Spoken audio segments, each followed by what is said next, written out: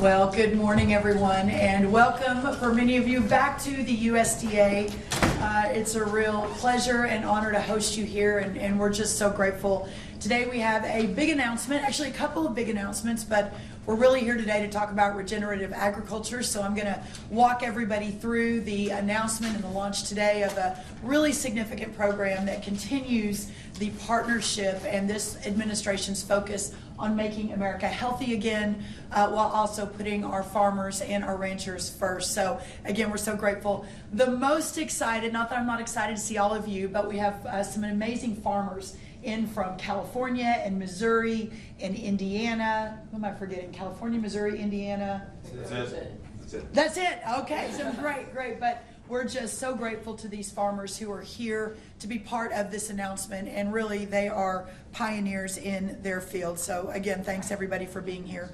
Without President Trump's leadership, we would not have achieved the real and concrete successes that we've already seen under our Make America Healthy Again effort. And the waivers, very quickly, just signed 6 more waivers on SNAP on multiple states from across the country, and Hawaii, the contiguous states in Hawaii under Governor Josh Green that we signed. So we can answer questions about that too, but we're so excited to continue that work. We all know we're at the point where we must do something to correct the chronic health problems that Americans face.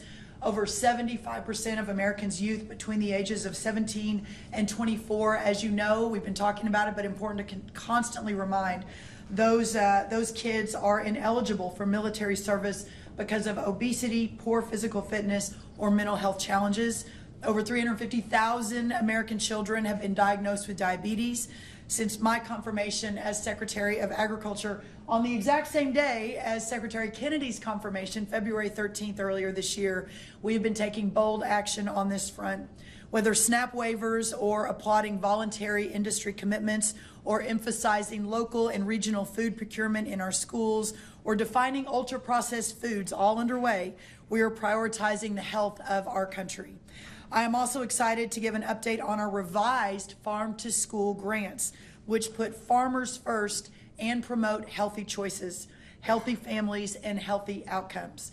This year's opportunity streamlined the application process, removed Woke-DEI requirements, and supports expanding access for small family farms to markets and infrastructure by facilitating connections to the child nutrition marketplace. The farm-to-school application period just closed, and I'm so excited to note that USDA received a record-breaking 645 applications. The record high in the past was 386, so we nearly doubled that. The awards will be announced early in the spring. We continue to actively work with Secretary Kennedy in crafting sensible dietary guidelines for Americans, which are set to be released early next year, so in a couple of weeks. Federal nutrition advice must be sound, simple, and clear. These guidelines will prioritize whole, healthy, and nutritious foods, such as whole fat dairy, fruits, vegetables, and meats, and suggest limiting highly processed foods and those high in sugar. President Trump and my colleagues, led by Secretary Kennedy on the MAHA Commission, know our current health outcomes, especially for our children, are unsustainable, and that American agriculture and our agencies are at the heart of that solution, and what an honor it is.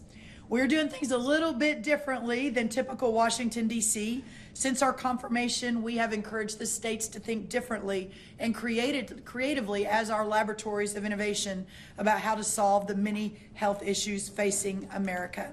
So that was a really exciting thing to do.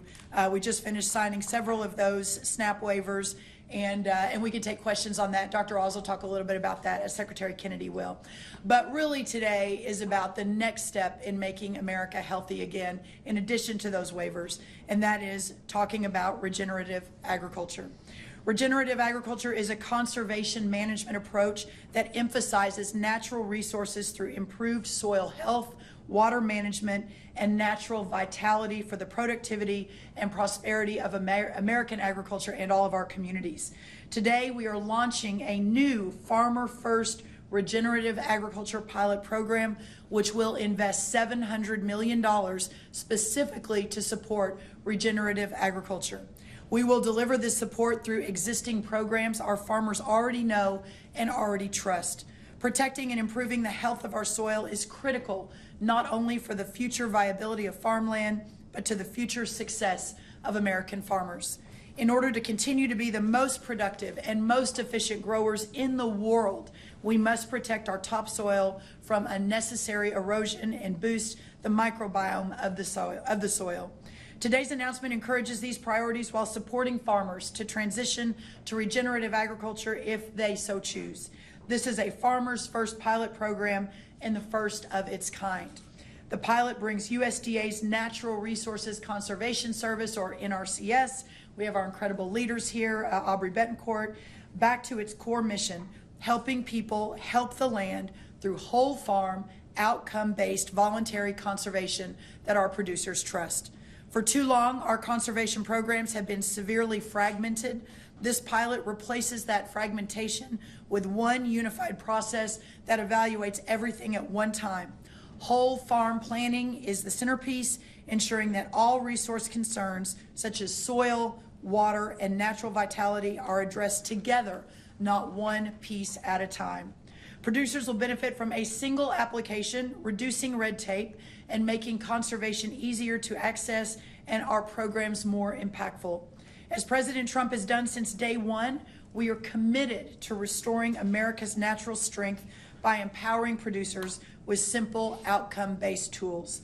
Producers at every stage, from beginners just starting with cover crops to advanced operation with years of conservation experience, many of those are represented by our farmers today, will find a pathway through this pilot. Each producer's results will be measured and credited back to the farmer through an outcomes report, recognizing and rewarding improvements they achieve on their own land. This initiative puts American farmers first as part of the solution to make America healthy again, but by supporting access to American-grown whole foods that are critical to addressing the chronic disease crisis nationwide. Using the Sustains Act, we will bring corporate, label, and supply chain partners directly into partnership with NRCS, supporting regenerative agriculture adoption, farmer recognition, and consumer education.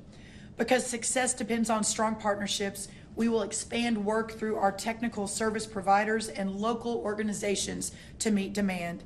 In addition, the Office of Urban Agriculture and Innovative Production, supported by their advisory committee, will extend regenerative priorities into cities and urban areas and urban communities across our great country, again aligning with the MAHA agenda. And many of those places in our country, as you know, are those that are facing the most severe crisis regarding nutritious foods and access to nutritious foods.